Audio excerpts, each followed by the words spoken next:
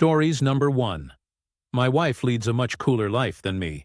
I never thought I'd be the guy who writes something like this, but here I am. I, 38M, have been married to my wife, 36F, for over a decade now. We've got 2 kids, both in elementary school, and from the outside looking in, I think most people would say we're doing pretty well. Stable marriage, healthy kids, decent house in a nice neighborhood. And yet, here's my confession. My wife leads a way cooler life than me, and sometimes I can't stop myself from feeling jealous about it. The setup: I work full-time in a niche technical field.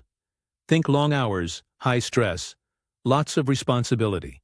I make good money, enough to cover the majority of our expenses, the mortgage, activities for the kids, vacations, all of it. I'm proud of that. I've worked my way up, and it wasn't easy. My wife works part-time as an ICU nurse. Just 2 shifts a week, 1 weekday, 1 weekend.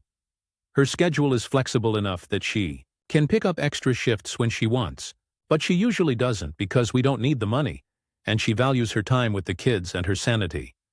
After everything she endured during COVID, when she is at work, she's incredible. She deals with situations I can't even imagine handling, and she does it with this calm strength that amazes me. I respect her more than anyone. So let me be clear. None of what I'm saying is meant to bash her. She's an amazing mom, partner, and professional. This is just me venting about how different our day-to-day lives look. Right now, her life versus mine. Now that the kids are back in school full-time, my wife suddenly has huge blocks of free time during the week, and she takes full advantage of it. She goes to yoga classes a few times a week. She's picked up surfing again, something she loved in her 20s, but had to put on pause when we were drowning in diapers and sleepless nights. Some days she goes swimming at the community pool or hikes in the nearby canyon trails. She goes on long lunches with her friends, reads novels at coffee shops, starts little art projects, or even just lies in the sun for an hour. Today, for example, she's at a Major League Baseball game with a group of mom friends. They bought tickets last month, made a day of it, and I'm at work checking emails between meetings while she's sending me pictures of hot dogs, sunshine, and her smiling in a baseball cap. Meanwhile, my free time usually looks like this. Weekend mornings at the kids' soccer or baseball games, extended family gatherings, which, let's be honest, are obligations more than relaxation, fixing stuff around the house, running errands, or solo parenting, so she can go out with friends. I don't hate these things. I love watching my kids play sports. I love our families, but it's not exactly rest. It's not like grabbing a surfboard and paddling out on a Wednesday morning just because you feel like it. The growing jealousy. I don't resent my wife, but I do feel this gnawing jealousy sometimes. We have so many of the same interests: hiking, baseball, yoga, even just reading in peace. And she actually gets to do them while I'm stuck at work. I get out here and there, sure, maybe one hike a month, maybe a quick beer with a buddy after work once in a while. But if I had to compare, it's like she's living at a 100% scale, and I'm at maybe 20%. It feels like she gets to live this fun, active, balanced life while I just grind away, providing the income that makes it possible. And here's where I feel conflicted. I am proud of the work I do. I am glad I can provide for my family. I don't want to cut back my hours or change careers. But damn, sometimes it just feels unfair. Burnout factor on weekends. I'm often more burned out than anything. Yes, I coach my kids' teams, and I love them to pieces, but coaching, carpooling, packing snacks, dragging folding chairs to the field, and being dad in charge feels more like work than leisure. Most days, I think, what eats at me is that her time recharges her. She comes back from yoga glowing. She comes back from a hike with stories about views and laughs with her friends. She posts beach photos that look like postcards. Meanwhile, I come back from work drained. I come back from free time activities more tired than before. There's no reset button for me. No easy fix, and before anyone says it. Yes, I know some of you are already typing, "Why don't you work less and have her work more?" The answer is, that's not really an option. My field is very specialized. I've spent years building my career, and it doesn't really allow for part-time or reduced schedules. My wife's job is flexible, yes, but she doesn't want to pick up full-time again. And honestly, after what she went through during the pandemic, I can't even blame her. The way it works right now makes the most sense for our family. Financially, logistically, practically. I just sometimes wish it didn't feel so lopsided in terms of lifestyle. Why I'm venting. I think what I'm really trying to get across here is this. I don't want to change my wife. I don't want to guilt her or take away her joy. I'm happy she has this freedom, and I know she's earned it, but I wish I had even half of what she does. I wish I could just leave work in the middle of the day to go watch a baseball game. I wish I could spend a random Wednesday on a hiking trail, instead of stuck in a meeting that should have been an email. Maybe this is just part of being the main breadwinner. Maybe this is just the trade-off. But I needed to say it out loud, because otherwise it's just me swallowing it and pretending it doesn't bother me. A few clarifications. Edit 1. A lot of you asked what my wife does. She's an ICU nurse. Her job is brutal, important, and she's phenomenal at it. During COVID, she was working constantly, and she carried more weight than anyone I know. If you're reading this and you're alive because of someone like her, you're welcome. Edit. 2. For those saying, why don't you downshift and let her work more? I appreciate it, but that's not on the table. My field doesn't work like that. I've got a fancy title in a niche field, and scaling back isn't realistic. Edit 3. And just so no one misunderstands, I adore my kids. I coach their teams, take them on trips, and do tons with them. It's just that sometimes parenting duties can feel like work, instead of free time. I think a lot of parents get that. That's it.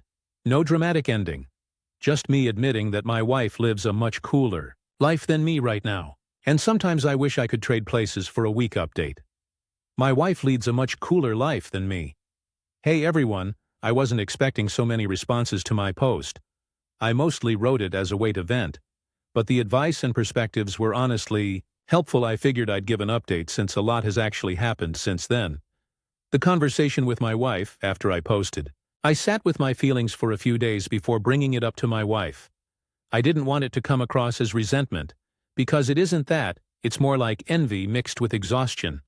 One night after the kids went to bed, I just laid it out, told her, look, I'm so proud of what you do and how you live your life, but sometimes I feel like I'm stuck grinding away while you're out there living. And I hate that it makes me jealous, because I don't want to take anything away from you. I just wish I had more of that balance. She got really quiet, and for a second I thought I'd upset her, but then she said, I didn't know you felt like that. I guess I thought because you love your work, you were okay with how things are. I don't want you to feel like you're missing out on your own life. That was a big relief, honestly, because the last thing I wanted was for her to feel like I was criticizing her, or making her feel guilty for enjoying her free time. The small changes, we ended up brainstorming ways for me to carve out some real downtime. Nothing dramatic. I'm not quitting my job or anything, but practical steps protected time. We agreed that I get one weekend, morning every other week to myself. No kids' sports, no errands, no obligations. Just me time. Last week I went for a hike and grabbed a burger afterwards, and it felt amazing. Midweek breaks. She suggested I take one long lunch once a week and actually leave the office. I did that and went to a bookstore, sat with a coffee, and just read. It sounds small, but it helped. Shared activities. We realized we have overlapping interests we haven't enjoyed together in years. She dragged me to a yoga class. I was terrible at it, but we laughed the whole time. We also bought tickets for a baseball game next month. Just the two of us. The kids angle. One thing that surprised me.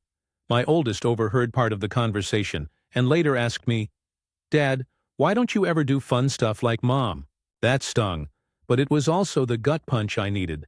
I realized that part of why I felt so drained is because all my family time was structured around obligations, sports, school events, chores. So I started planning actual fun stuff with the kids' ice cream trips, movie nights, building a fort in the living room.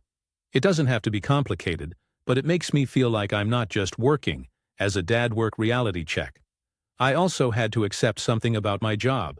It's not going to magically get lighter. I'm in a specialized field, and the responsibility comes with the territory. but what I can do is draw better boundaries.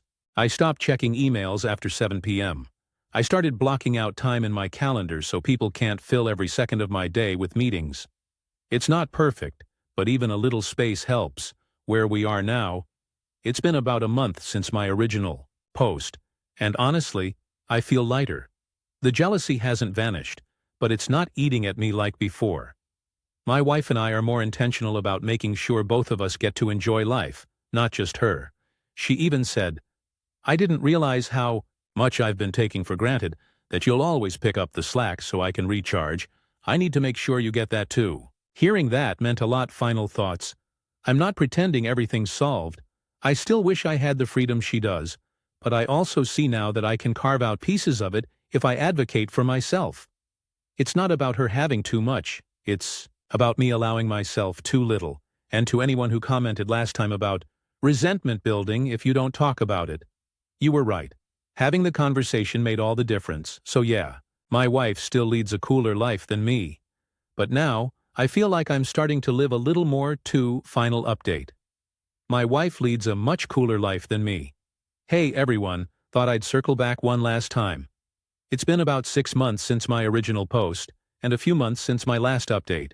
And I feel like things have settled into a new normal worth sharing, where things stand with my wife. The biggest change is honestly just the fact that my wife and I keep checking in with each other now. Before, I bottled things up and just assumed I had to suck it up because I was the breadwinner. Now every few weeks we'll have a glass of wine together after the kids go to bed and talk about how we're both feeling. She's become really intentional about making sure I'm not just a workhorse. She'll say things like, "Hey, you should take Saturday morning and go surfing," or "Why don't you go grab a beer with the guys after work instead of coming straight home?" And instead of brushing it off, I actually take her up on it. It sounds small, but giving myself permission to enjoy those moments has changed everything. My own hobbies and cool life. I realized I'd fallen into the trap of thinking hobbies or fun were luxuries I couldn't afford. Now I've actually picked some back up. I started running again, something I loved in college but dropped when life got busy. I joined a rec softball league with a couple of coworkers. We're terrible, but it's fun once a month. I've been going out with an old friend from high school who lives nearby. We catch a game, eat greasy food, and talk about life. It's not glamorous, but it feels mine. The kids' perspective. This part makes me the happiest. My kids don't just see me as the guy who drives them to practice or fixes the leaky faucet anymore. They see me having fun. My daughter told me, "You're funny when you're not working," which cracked me up, but also hit me hard. We started a Saturday morning pancake tradition when it's my weekend morning off. They help me in the kitchen, we play music, and it's just light. It's silly, but it's become something I look forward to as much as they do. Work and balance. My job is still demanding, and I've accepted that it always will be. But I don't resent it the way I used to. I've set firmer boundaries. I don't check work email on weekends, period. And I've stopped feeling guilty about using my vacation days. We actually took a family trip to Yosemite this summer. Watching my kids run around while my wife and I hiked together felt like a reset button I didn't know I needed. How I feel now when I wrote the original post. I felt like life was slipping by me while my wife was out there actually living it. Now, I don't feel that way. I still work more hours than I'd like, but I've stopped comparing myself to her so much. Instead, I see her life as an example of balance I can learn from. She deserves every bit of the freedom and joy she has, and I'm glad I found ways to give myself some of that too. I'm proud of her. I'm proud of myself. And I'm proud of the life we've built together. So yeah, this is probably my last update. To everyone who told me to stop bottling it up and actually talk to her, thank you. That conversation changed everything. And if anyone out there is reading this while quietly stewing in resentment, have the talk. It's scary, but the alternative is way worse. Stories number 2. My wife shut down a stranger who touched her belly in public. I don't usually post stories online, but this one has stuck with me for years and still makes me laugh whenever I think about it. It happened when my wife, Emily, was pregnant with our first kid. We were living in Ohio at the time, just doing normal weekend errands. Nothing exciting, just a quick grocery run before heading home to collapse on the couch. Emily was about 6.5 months along. She's tall, 5'10", and at that stage of pregnancy where strangers feel like it's their civic duty to comment on your stomach. For anyone who doesn't know, pregnancy makes you public property. Apparently, people lose their sense of boundaries the second they see a bump. Anyway, we're walking through the produce section. I'm grabbing bananas and apples, and Emily is checking out the tomatoes. When this random woman, maybe late 40s or early 50s, comes out of nowhere. She had one of those giant floppy purses, and this look on her face like she's about to perform a sacred ritual. Before Emily can even step back, this woman plants her hand right on Emily's belly. Not a gentle, hesitant touch. Not even a, "May I?" First, just full palm contact, like she was trying to high-five the baby through Emily's stomach, and she says, with this big dramatic gasp, "Oh, when are you due?" I froze for half a second because it was just so bold. Emily's face went from polite stranger smile to, "Did this lady seriously just grab me?" in about 2 seconds flat. Without missing a beat, Emily looks this woman straight in the eye and says, I'm just fat. Thanks for that, dead serious." No smile. Just straight delivery. I swear, this woman's soul left her body. Her face went completely pale, her eyes went wide, and she literally stammered like a cartoon character. She pulled her hand back like she'd just touched a hot stove. Didn't apologize, didn't try to laugh it off. She just clutched the cantaloupe in her cart like it was a teddy bear and shuffled away in silence. Meanwhile, I'm standing by the bananas, watching this go down, and I completely lose it. I'm doubled over, laughing so hard I almost dropped the produce. Emily side-eyes me like, "Don't encourage this woman, but even she couldn't hold back a grin. Why people think pregnant women are public property. After the shock wore off, Emily and I talked about how often this happens. She said random women at her job had done it before, some older ladies at church. Even a barista once leaned across the counter to touch her stomach like it was a lucky charm. No one ever asked. It's wild how society teaches people that a pregnant belly is some kind of communal object. My wife is tall and confident, so she's good at shutting people down, but it made me realize how many women probably just swallow it and smile, even if they're uncomfortable. Emily always said, "Just because I'm growing a human doesn't mean strangers get to treat me like a public park." The aftermath. Here's the kicker. About 15 minutes later, we ran into the same woman again in the dairy aisle. She clearly recognized us because she did this awkward little sidestep like we were radioactive. Emily gave her a polite nod, like nothing had happened, which somehow made it even funnier. Poor woman couldn't even make eye contact. When we got to the parking lot, Emily just shook her head and said, "That'll teach her." I told her she should start charging a belly touch fee. $5 a tap family. Reactions. We told this story to Emily's parents that night at dinner. Her mom laughed so hard she snorted wine out her nose. Her dad, on the other hand, was scandalized.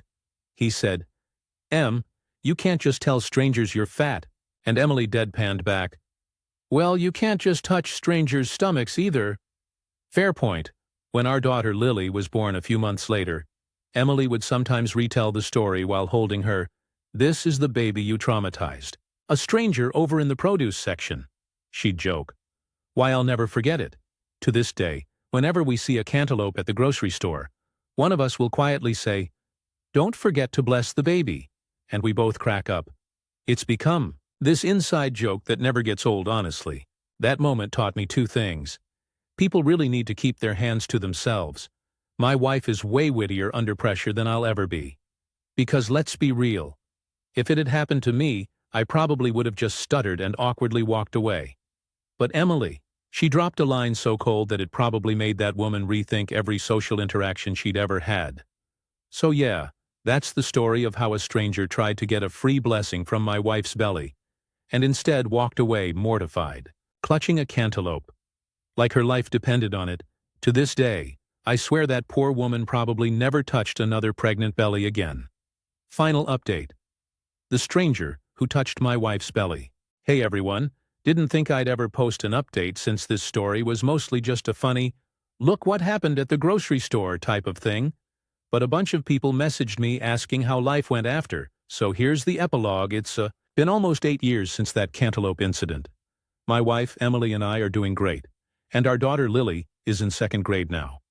Every time we pass by the produce aisle at that same grocery store, Lily points to the cantaloupes and says, "That's the baby fruit, right?" She doesn't fully get the story yet, but she knows it's something legendary about when she was in her mom's belly. For a while, it actually became a running gag among our friends. At Lily's baby shower, someone brought a giant basket of cantaloupes with a bow on top.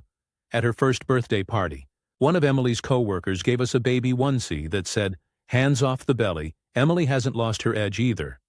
A couple years after Lily was born, another stranger tried to touch her belly when she was pregnant with our son, Jacob. She just looked at the woman and said, "Sorry, this exhibit is closed to the public." The woman awkwardly laughed and backed off, and I swear Emily gets sharper every time. The original woman from the produce section? Never saw her again. But to this day, I picture her telling that story at dinner parties like, "One time I thought I was blessing a pregnant woman, and she told me she was just fat." Honestly, I hope it changed her behavior, because judging by some of the replies I got when I first posted, a lot of pregnant women go through this constantly. Now Lily is old enough that we've told her the full story. She thought it was hilarious and asked if she can use the same line someday when people get too nosy about her. Emily told her she'd have full permission, so yeah, that's the update. Nothing dramatic. Just proof that sometimes the little stories stick with you for years. And every time we see a cantaloupe, we still laugh, like it just happened yesterday, TLDR. 8 years later, wife and I still laugh about the stranger who grabbed her pregnant belly in the grocery store. It became a family inside joke. Our kids now know the story, and cantaloupes will forever be the baby fruit. Stories number 3. Ada for telling my nephew to get it together, or find somewhere else to live. My 35F sister, Candy, 43F, has 2 children, Tom, 19 and Leah, 6TF. My sister is a drug addict and has been arrested more than once. I was stuck helping raise her kids while I lived at home with our parents, and she essentially abandoned them. Child services got involved, and the kids were placed with me when they were 7 and 4. I understand that the crap that they went through in their early life was traumatic, and I have had both of them in therapy for years to help them through it. Leah is easy peasy. She always has been. She's a smart, easygoing girl. Tom is the opposite. He's always been a bit of a challenge, getting into fights at school, breaking curfew, stealing candy. I've spoken to him, his therapist, the school counselor. I've done everything I can to nip this behavior in the bud. I've tried grounding him, taking his electronics, etc. But none of these have ever seemed to work. Recently, Tom was at a party which was raided by the police. He was passed out drunk, and they found crack and fentanyl at the party as well. After picking him up at 3 in the morning, I told him we needed to talk once he was sober again, and sent him to bed. This morning, I tried to keep my cool while discussing it, but he brushed the drugs off as no big deal, and that he didn't use any last night. So what was the problem? I lost my shit at that one. I told him if he wanted to act like his mother, fine. But he isn't doing that in my house. I told him either he gets his act together, or he gets out. I love him, but he's legally an adult, and his sister is still a minor, and my complete responsibility. I've tried everything I can think of to help Tom, and he just doesn't care. He went and complained to my parents. My dad is on my side, but my mom thinks I'm being too harsh. I feel justified, but I wonder if it's because I'm angry. So am I the asshole? Relevant comments commenter NTA. Realistically, if he isn't using the drugs, him being drunk at a house party is the exact same thing. Lots of college freshmen, so at this age. But if he is not using drugs, that also means he should be able to at least appear sober and not get in trouble for the foreseeable future. You do need to clarify what you mean by clean up his act. Do you have expectations around school or job? Reply. He's currently working part-time, but only 1 3-hour shift a week. I want him to try to get more hours and decide whether or not he wants to continue in college. I'd also like him to help with chores a bit more. Just show me an improvement, and we can take it from there. I don't expect him to massively improve overnight. I just want him to show some responsibility. Commenter 2. Did your mom also think it was too harsh when CPS got involved because your older sister abandoned her kids? NTA. Tom needs a reality check. Leah needs protection from being traumatized all over again. Being passed out drunk anywhere isn't safe or healthy behavior. So even it was only having too much alcohol, Tom still could have ended up choking on his own vomit while he was unconscious, or just quietly died of alcohol poisoning because his friends were too busy drinking or getting high. Reply: I'm going to have a talk with Leah about what's going on when my husband gets home from work, and I've already made an appointment with her therapist for Monday. Commenter 3. Your mother can coddle the drug addict if she cares so much. Reply: I said if she wants to enable him, he can live with her. She grumbled a bit and dropped the subject. Why don't OOP's parents take in the children? Reply: they were in the process of downsizing to a small condo, and my mother didn't want to have to raise more children. I agreed to take care of them, and they were placed with me. Update: Aita, for telling my nephew to get it together or find somewhere else to live. My father brought Tom home today, and he, my husband, and I sat down with Tom. I apologized for saying he was acting like his mother, and explained it was such a big deal because his mother's drug use started the same way. He got very emotional and asked me not to kick him out. I told him I don't want to kick him out. However, things can't continue as they have been. I explained my expectations about him trying to get more hours at work and helping more around the house. I said if he can't get more hours, I'd ask him to cook dinner twice a week from a recipe I'd provide, and all the ingredients, of course, and help with house cleaning. He agreed. My husband brought up school, and he said he'd like to continue in his general arts program, but he hasn't settled on what degree he wants. I told him we would look into it with him later and speak to academic, advising about what paths he may want to consider. I also said that though he's legally an adult, I want him home by midnight on weekends for the foreseeable future, and at 11 p.m. on weekdays, until I see enough responsibility to trust him to stay out later safely. I told Tom I love him, and I don't want him to waste his potential, because he has so much to offer, and that I view him as my own son. He started crying, and we had a nice long hug. I called Leah down from her room, and we told her what our working plan was going forward. My dad took the kids for ice cream, and my husband and I are taking them to see Jurassic World Rebirth tomorrow, and then Tom is making dinner, and Leah is going to be his sous chef. So far, things are looking up. I hope things continue to go well. Relevant comments. Commenter 1. I'm happy to see this update. Sounds like it was the wake-up call that he needed, and that you reassured him that you love and will support him to be the best he can be. I hope things work out for your family. Reply: when I explained how the drug use started for his mother, it just seemed to click for him why I took it so seriously. I'll be sure to keep reassuring him that I love him and just want to see him succeed. Commenter 2. If he contacts student services at his university, most offer tests that take your interests and suggest career paths. They likely also have counseling services for this exact situation. This is a transition period. It's not appropriate for you to be taking these steps for him, but that autonomy hasn't fully developed. Perhaps make him aware that these resources exist, and step back to let him do the work himself. It's a great time to work on building both his skill set and his self-confidence. Reply: thank you for the advice. I will pass this information on to him, so he can make the appointment. Commenter 3.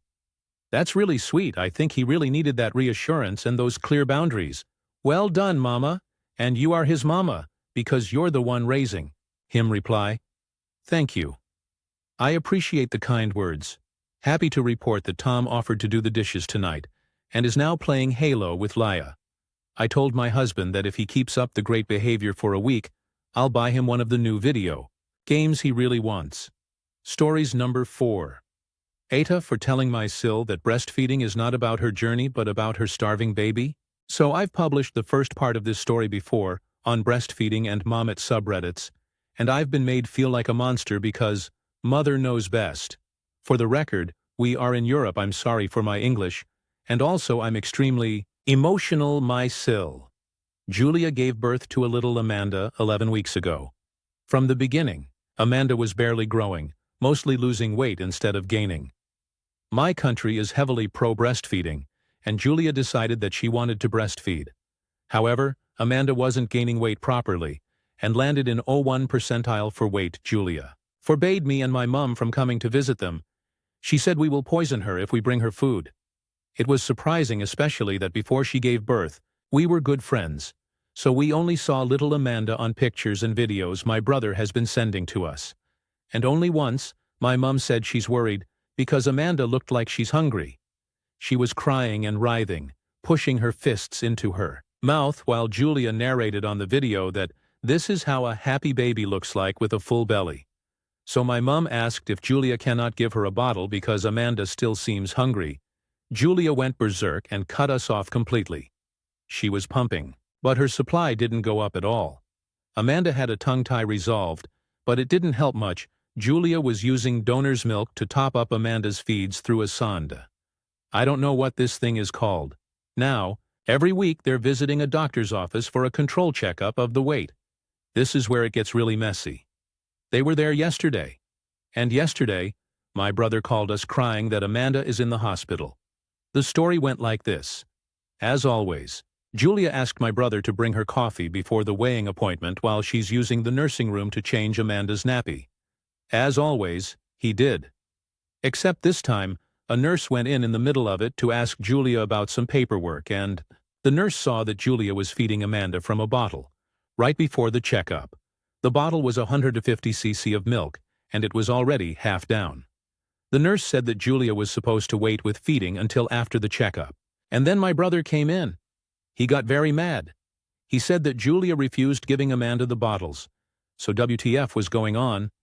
Then he took the bottle, and at the same time Amanda vomited with a very, very thick milk. Nurse went crazy and checked the bottle, and it was filled with milk, mixed with rice cereal. The doctor, who's been called to see it, immediately ordered moving Amanda to the hospital for an emergency checkup, especially after seeing Julia, who went berserk and started throwing stuff around and yelling at everyone that she will be feeding her baby however and whenever she wants. We went to the hospital to see my brother. Amanda already had her blood tests done, and they showed some problems with kidneys, liver and vitamins level and iron. The doctors said she has been starving for a long time and why nobody from our family reacted. We told them the story about Julia claiming that we will poison her. So the doctors immediately took Julia for a psych evaluation for PPD, but turns out she was faking it. She admitted to the doctor she was super scared that somebody might take the baby from her, that her friend told her that if she fakes PPD, we will leave her alone and she will have peace of mind during her breastfeeding. Doctors then told her that what she did was not okay and that she was regularly stuffing the baby with milk and cereal before the weight checkup, so as to pretend that Amanda grew, and that she should just give Amanda bottles with formula because this is about the little girl's life and survival, as she's now failure to thrive, and her life and health are in danger. Julia got very mad. She yelled that she will either breastfeed Amanda or she won't feed her at all, and that the choice is only hers because this is her baby and nobody else's. Now this is when the doctors told Julia that either she will go for another psych evaluation or they call the police. Julia agreed for the evaluation, and they locked her for a week. My brother is working 14 hours per day because they are poor, and after their wedding Julia decided she wants to be a traditional wife, and he has to earn their living. So my brother said that whatever Julia is doing, it must be right. But after seeing what was happening, he got super mad. He said that she starved Amanda on purpose for her own sick satisfaction, even though he was working hard on providing money, so they would be able to buy formula if needed. He said he wanted divorce and full custody over Amanda. We don't know if he will get it, because it's rare for dad to take care of their daughters. Also, the doctors are mad at him that he didn't notice what Julia was doing. Before Julia went to the ward, I got angry and told her that she made monsters out of us, and that we were just worried about her and Amanda, and that those whole situation was always only about Julia and her breastfeeding journey, and not about Amanda's life. She called me a bitch and said I should have died in childhood because nobody can love an autistic person like me. Comments. Commenter 1 NTA. Julia is very mentally ill and was willing to kill her baby to maintain some weird illusion. Reply, the doctors say she may have schizophrenia, or some kind of psychosis or very dangerous mania, but if after the evaluation they find out nothing, she probably won't get Amanda back. Commenter 2, NTA. Obviously, regardless of what Julia's diagnosis is, she is not safe to parent poor little Amanda. Obviously, the infant's needs come first, regardless of what journey a parent wants to make. Based on my work with abused and neglected children, the idea that mommy knows best is sadly very wrong in many cases, and fatally so in some. Commenter 3, thank you for posting this. As someone who was raised by a seriously mentally ill mother, and who could never get help or protection, because nobody believed that a mother would do what my mother did, I am really grateful to you. People like you raise awareness that mothers can be abusive, and raise the chances of children getting protected. Commenter 4. This is heartbreaking to read. Your niece's health should always come before your SIL's pride or desire to exclusively breastfeed. It sounds like the doctors are finally stepping in, which is good. But your brother really needs to wake up and advocate for Amanda before things get worse. Reply, he admits he made a lot of mistakes. He said he always trusted Julia and wanted the best for her and Aminata. He says he hates himself. For what happened, my mom said we'll help him financially as much as we can. I also hope Julia will be okay. I really liked her before everything that happened, and she was always kind to me and was never bothered that I'm autistic, but mostly I pray. For Amanda update. First of all, our little Amanda is doing good, and stays in the hospital. She's being fed with formula and bottles. My brother had to agree to this, and since yesterday gained 30 degrees she had more tests done, and we're waiting for the results. The doctors are also worried about the fact that Julia force-fed Amanda with cereal mixed with donor milk before the appointments, because apparently it can cause some problems with digestive system in the future, especially that they don't know for how long. She's been doing it, and she doesn't want to admit it. CCOMD. Thank you all for your support. Also, thank you for the comments stating that we let Amanda down and put her in danger. Me and my mum realize it, and we feel terrible about it. Some people were questioning what happened, because my previous post in other groups stated that Julia is feeding Amanda and that she's doing everything she can to provide milk for her. And yes, that is true. This is what we knew at that time. We didn't know. Julia decided that it's either breast milk or nothing at all. She only said this in front of the doctors. My brother took vacation at work and most of his time he stays with Amanda, but he will be moving in with us. All this time he's been working and later doing overtime under the hand, and he feels exhausted but says he had no other choice. He promised he will do everything he can to be a good father. We don't have any information about Julia, but no matter what, we worry about her. She's our family as well. She doesn't have her own family. She said before the wedding that she and the rest of her family had a fight, and they cut her off, so she is alone in this world. And we felt very sorry for her. We managed to get in touch with one of Julia's friends, Linda, who was donating milk to her. Linda was terrified with the story, and admitted she was the one who told Julia to pretend that she's afraid of us poisoning her. All of it because Linda's Mill was demanding to visit them after the birth, so she used this excuse for people to leave her alone. And apparently Julia said to Linda before giving birth that Amanda is only hers and only she has the right to hold her, and Michael, my brother, if really needed. And I don't understand this because my mom never asked to hold Amanda. In the hospital 2 days ago, it was the first time we saw Amanda in real life. Linda also told us that she introduced Julia to the milk league, and there she found out all the bad things about formula and bottle feeding. Also, it turns out she never wanted to vaccinate Amanda, but my brother forced her to. Linda said she recommended Julia a couple of lactation consultants who apparently weren't real educated LCs, but some women with Instagram accounts claiming to know a lot about breastfeeding. This is all for now. This is all the information I gathered. The most important to me is that Amanda is safe with the doctors and nurses. I will update whenever I know something more, if you want. Comments. Commenter 1. So not only was this woman starving her kid, she was purposely surrounded by people who were also misinformed to a dangerous degree. I'm glad the baby is safe now, but I honestly don't think SIL should ever be near a child again. Commenter 2. This just kept getting worse. I don't know. Who is worse, your brother, Julia, or Linda? Julia and Linda tie. Honestly, commenter 3. Fed is best. I tried to BF, and it went nowhere fast. My son lost too much weight in the hospital because everyone was pushing breastfeeding. I got home, and my mom vetoed everything the hospital experts told me.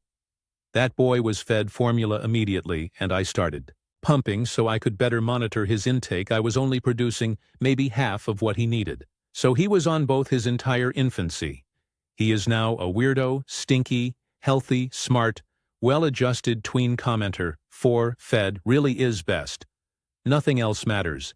If a parent's priority is not fed, then they are not fit to be a parent. Commenter. 5. My poor mom struggled BF me 1985, and the nurses berated the fuck out of her. As soon as they got home, formula it was, and I was fine. Commenter. 6. There are plenty of babies, like those adopted or delivered via surrogate, who are raised on formula. While breast milk does offer some benefits, it's not so great that other alternatives aren't considered. This has been such a horror story to read. At least the doctors found out the truth, and now steps can be taken to get that kid back up to speed. Commenter. 7. You might want to reach out to her family to see if this is the latest in a longer history of mental illness. They might be able to assist on getting her help. Reply. The doctors told my brother to do this, and he will try. Commenter. 8. Hopefully he tries a bit harder than he did at being a proper parent. Anyone with half a brain cell can tell the difference between a fed baby and a starving one. Even if he was working 16 hours a day, all it takes is 30 seconds to look at his child. I've been told by 2 different family lawyers that at least in the U.S., a large reason that fathers have the alleged difficulty in getting sole custody is simply because they don't try. They assume they won't get it, so they don't fight for it. In his case, his wife tried to starve her baby because she's crazy. So he better step up. I suspect that his hours will actually go down if he isn't having to pay for his wife's needs on top of his child. Reply. The doctors told him that he screwed up, and that he is a parent too. We're afraid they'll take Amanda away because of it. My mom already scheduled a meeting with a lawyer. Stories number 5. My wedding blew up after I defended my sister-in-law from my cousin. I'm still reeling from this, so forgive me if this comes out in waves. My wedding was just 2 weeks ago, and what should have been the happiest night of my life turned into a family meltdown. I don't know how to recover from 28. I just married my husband, Ryan 30. His family is Arab Muslim, and I don't say this lightly. They are the warmest, most supportive group of people I've ever met. My own family is complicated at best, toxic at worst. Ryan's parents and sisters welcomed me with open arms the very first time I met them. And for the first time in my life, I felt like I had a real family. My mom and dad have always been hypercritical, and my mom in particular has this way of defending the worst people in our extended family. I'm an only child in practice. My half-brother from my dad's side lives in Japan, and while he did call to congratulate me, he's not really involved in my life. So walking into my wedding, I knew I couldn't rely on my parents to have my back, but I didn't expect them to turn against me this badly. The wedding night. For the first few hours, everything was magical. I don't even care if that sounds cheesy. It was. The ceremony was beautiful. Everyone was smiling, and even my parents seemed pleasant. For a minute, I thought maybe this would be one of those rare family moments where things just worked. Then came my cousin, Mark 35. I never wanted him there. He's the kind of guy who brings chaos into every room. He has 3 kids with 3 different women, none of whom he supports. My uncle, his dad, is the one footing child support checks. He's been arrested a couple of times for stupid bar fights. But my aunt, Cheryl, worships the ground he walks on. She begged me to invite him, saying, he's turning his life around, he just needs family around him. I didn't want drama before the wedding, so I caved. Big mistake. The scream near the end of the reception, when people were winding down and gathering for cake, I heard a scream, a real scream, not the happy kind. I spun around and saw Ryan's youngest sister, Layla 19, backed against the wall. She was pale, trembling, and clutching an empty glass of water like it was a weapon. Mark was in front of her, dripping wet. Turns out she'd thrown the water in his face. My other sister-in-law, Nadia 25, was already rushing over. She got between them and was about ready to throw hands. Ryan's dad, Samir, walked in like a wall of calm. He didn't raise his voice. He just looked at Mark and, said, "It's time for you to leave my son's wedding." That should have been it, but Cheryl wasn't about to let it end quietly. What happened? I pieced it together from Nadia and a couple of guests who saw Mark had cornered Layla against the wall. He told her she was too pretty to be hiding under that thing, her hijab, and that she was wasting her perfect face. Then, He reached out and tried to tug it off her head, saying he wanted to see her hair for context. Layla had a traumatic accident when she was younger. She struggles with men being too close. Even hugs from her dad took years of patience and reassurance. For her to be cornered at my wedding by some drunk creep trying to rip her hijab off, I can't even describe the fury that rose up in me. The confrontation, Cheryl stormed over, shrill and red-faced, and snapped, "You can't kick him out. He was just joking with her. She's being too sensitive." I opened my mouth, but then my own mom chimed in, arms folded like she was delivering a lecture. "I'm sorry, but she's right. This is a huge overreaction. Mark didn't mean any harm. That's just how he is." That phrase, "that's just how he is," lit me on fire. Layla was still shaking. Nadia was holding her. Ryan looked like he was 2 seconds from tearing Mark apart. And here were my mother and aunt, dismissing what happened because it was just Mark being Mark. Something in me snapped. I turned on Cheryl and said, "No, he needs to leave now." She barked back, "OP, you are not going to disrespect your family like this." That's when I unloaded. I said, "My family? You don't get to lecture me about family. This blind worship of your useless, good-for-nothing son is why you have one child who ruins every event he attends and another who hasn't spoken to you in 5 years. And you dare wonder why your daughter went no contact? It's because of this. Because you always choose him over the people he hurts.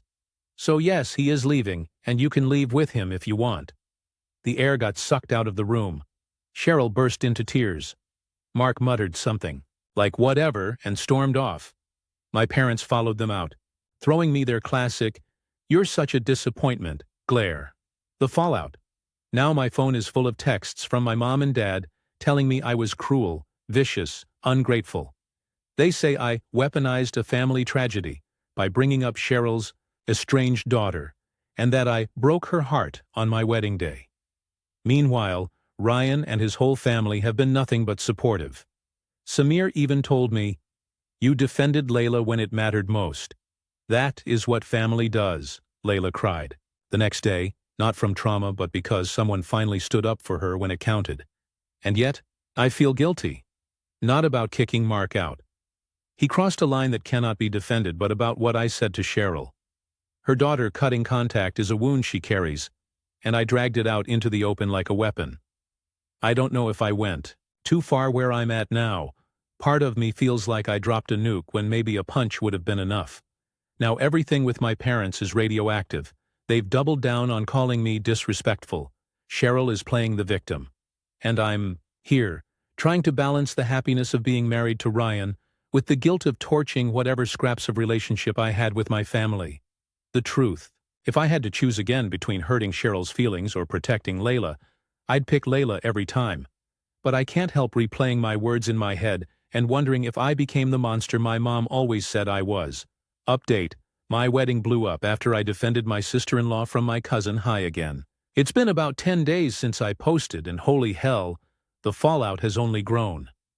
A lot of people asked for an update, and I need to get this out because it feels like my phone and head are buzzing non-stop with the noise of family drama first. Thank you to everyone who told me I wasn't crazy for protecting Layla. Reading all those comments, especially from Muslim women who said they've had their hijabs pulled at or disrespected, helped me feel less alone. I needed that grounding. Badly, the family war. So, my parents have basically declared war.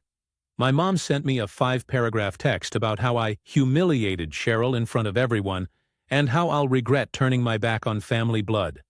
She keeps hammering this point that Mark didn't actually hurt anyone, so why destroy the wedding over it? I replied once, short and direct. Mark cornered a 19-year-old girl and tried to rip her hijab off. He was told to leave because that is assault, end of story. After that, I muted the group chat because it just turned into a chorus of Cheryl, wailing about her heart being shattered, and my parents parroting her. They refused to acknowledge Layla at all. It's like she's invisible. My aunt, doubling down Cheryl, for her part, went nuclear on Facebook. She posted this long, vague rant about how sometimes the people you do everything for repay you with cruelty and public humiliation. Cue the comment section full of her friends saying, "You don't deserve this. and family should stick together. Of course, my mom liked the post. My dad commented a prayer hands emoji. Meanwhile, half the extended family is texting me asking what really happened, because Cheryl is framing it like I kicked Mark out just for being tipsy and flirty, so I actually screenshotted the texts Layla sent me that night. Her describing how scared she was, how she froze when Mark reached for her hijab, how she didn't even want to leave her room afterward. I didn't post them publicly, but I sent them privately to a couple of cousins who reached out asking. Once they saw it, 2 of them called me and said, "Okay, yeah, you did the right thing. Don't let them gaslight you." That helped, but it also made me sick that it takes written proof for people to believe what happened to Layla and Ryan's family. Layla hasn't gone back to campus yet, but she texted me last night saying she feels safer knowing Ryan and I stood up for her. She even said, "For once it wasn't just Nadia fighting for me, you did too." That made me cry. Samir, my father-in-law, and Ryan's mom, Mariam, came over this weekend and brought food. Samir actually hugged me and said, "You defended my daughter like she was your own." We will never forget that. I can't describe how much that meant after hearing my own mom call me vicious, my parents' last move. My parents tried one last guilt trip. They showed up at our apartment unannounced this week. Ryan answered the door and basically body blocked. Them, my mom launched straight into, "Do you really want to throw away your entire family over this? That girl isn't even your blood." Ryan shut it down cold. He said, "Layla is my sister. My wife is my family. If you can't respect that, you don't belong here." Then he closed the door. I won't lie, I broke down after. It's one thing to argue over the phone, but hearing my mom actually say to my face that Layla isn't real family when she was literally just harassed at my wedding, I don't know if we'll ever come back from that. Where I'm at now. So here's the reality. Cheryl and Mark are completely cut off. No contact, no explanations, nothing. My parents are on thin ice. I muted them for now because I can't keep hearing their twisted version of events. Ryan and I have been decompressing, trying to focus on our marriage and the fact that we're newlyweds. We even laughed the other night about how our honeymoon phase is basically us sitting on the couch, eating takeout and blocking family numbers like it's a video game. I don't regret what I said anymore. I regret that it came to that, but I don't regret defending Layla. If Cheryl wanted to protect her son's reputation, she should have raised him better. Final update. My wedding blew up after I defended my sister-in-law from my cousin. Hey everyone, I figured I'd come back with a final update since a lot has happened in the months since I last posted. And I think the dust has finally settled where things stand with my family. To put it simply, I'm basically no contact with my parents now. After the wedding blow-up, they kept pushing the narrative that I destroyed the family over one little misunderstanding. The last straw was a phone call with my mom where she said, "You're choosing strangers over your own blood." That was it for me, I told her point blank. If you can look at Layla shaking in fear and still call her a stranger, then you've already lost me as your daughter. I hung up, blocked her, and haven't heard from either parent since my dad tried one half-hearted Merry Christmas text months later. But that was it. Do I feel sad? Of course they're still my parents, but the grief has been replaced with relief. It's quiet now, Cheryl and Mark, completely out of my life. I've heard through cousins that Mark had another incident at a bar and got into a fight, which honestly tracks. Cheryl apparently still cries to anyone who will listen about how I ruined her son's reputation, but not my circus, not my monkeys anymore, Layla and Ryan's family. This is the silver lining. My bond with Layla has grown tenfold since that night. She trusts me now in a way she didn't before. We've gone out for coffee. I've helped her with school stuff, and she even asked me to go dress shopping with her for an event. She told me once, "You didn't just defend me, you showed me that I matter." That was everything. Ryan's parents have also embraced me even more. Miriam calls me my daughter now, which still makes me tear up. Samir jokes that I've officially earned my place in the family. It's bittersweet, but I finally have the kind of family I always wanted. Supportive, protective, loving. My marriage, Ryan and I, are stronger than ever.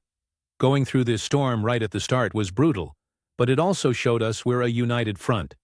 He never wavered in defending me or his sister, and seeing how he handled my parents gave me even more respect for him. We've started focusing on building our own traditions, hosting small dinners with friends, weekend trips, even just lazy Sundays. It feels like we're carving out something that belongs only to us, separate from all the chaos final thoughts. Looking back, I don't regret a single word I said at the wedding. Harassment isn't a joke, and family isn't an excuse to excuse bad behavior. If my parents and aunt can't see that, then they were never really on my side to begin with. Layla still wears her hijab proudly. I still get protective whenever I see her around Mark's name, in family gossip, but she told me she doesn't care anymore because she knows who truly has her back. And me?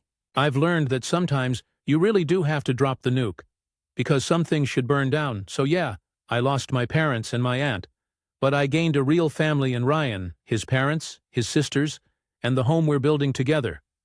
I think that's all the closure I'll get, and honestly, I'm okay with that. Stories number 6. Me and girlfriend were discriminated at the pool. So me and my GF have been staying at a camping park with a pool. Today we decided to go for a swim. And as usual we have to pay the lifeguard near the boot. It immediately started off weird since he asked for our camp IDs, while technically a thing he can ask for since prices are different. We have never been asked for that ever, and nor did he ask anyone else besides us, but we thought nothing of it and moved on. Later we're swimming a bit and doing the usual silly stuff, and we kiss, a regular old kiss, nothing much. Suddenly we hear the whistle going off and the lifeguard gesturing from afar. Now we both wear glasses, so in the pool without them, we are practically blind.